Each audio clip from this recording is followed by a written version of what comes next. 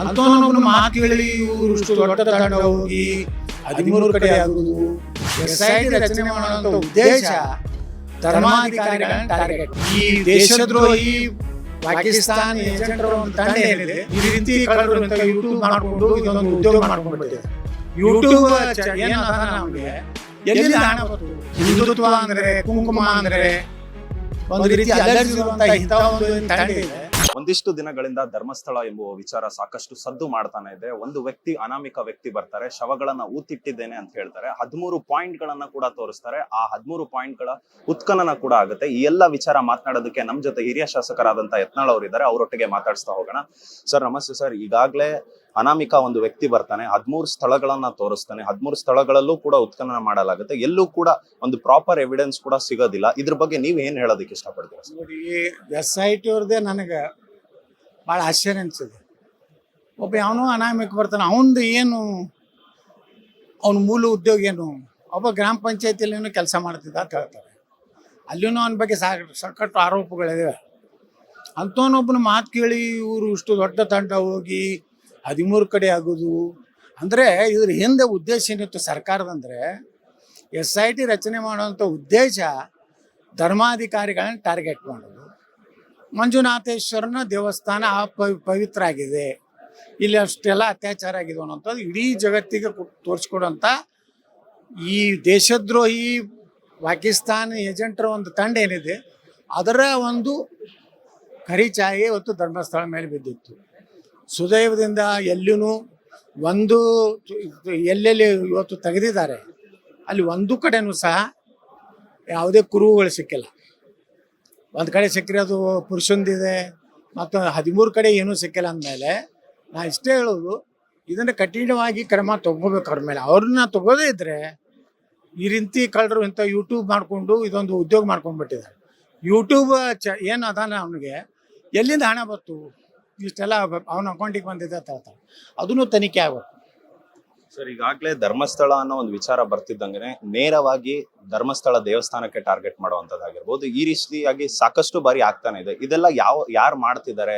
ಇದರ ಹಿಂದೆ ಏನಾದರೂ ಪಿತೂರಿ ಇದೆಯಾ ಅನ್ಸುತ್ತಾ? ಈ ದೇಶದಲ್ಲಿ ಈ ಎಡಪಂಥೀಯರು ಏನಂತಿದಾರಲ್ಲ, ಲೆಫ್ಟಿಸ್ಟು ಮತ್ತು ಹಿಂದೂ ಧರ್ಮವನ್ನು ಒಂದು ರೀತಿ ದ್ವೇಷದ ಇವತ್ತು ನಮ್ಮ ಮುಖ್ಯಮಂತ್ರಿನೇ ತಗೋರಿ, ಹಿಂದುತ್ವ ಅಂದರೆ, ಕುಂಕುಮ ಅಂದರೆ ಒಂದು ರೀತಿ ಅಲರ್ಜಿ ಇರುವಂಥ ಇಂಥ ಒಂದು ಏನು ತಂಡ ಇದೆ.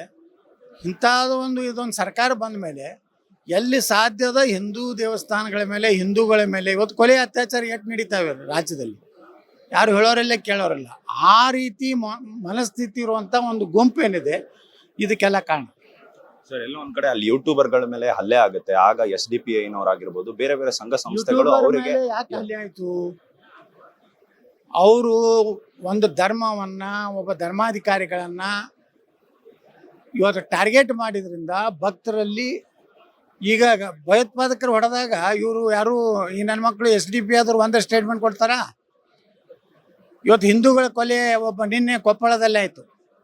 ಅವಾಗ SDPI ಅಥವಾ PFI ಅವ್ರು ಏನಾದರೂ ಸ್ಟೇಟ್ಮೆಂಟ್ ಕೊಡ್ತಾರಾ?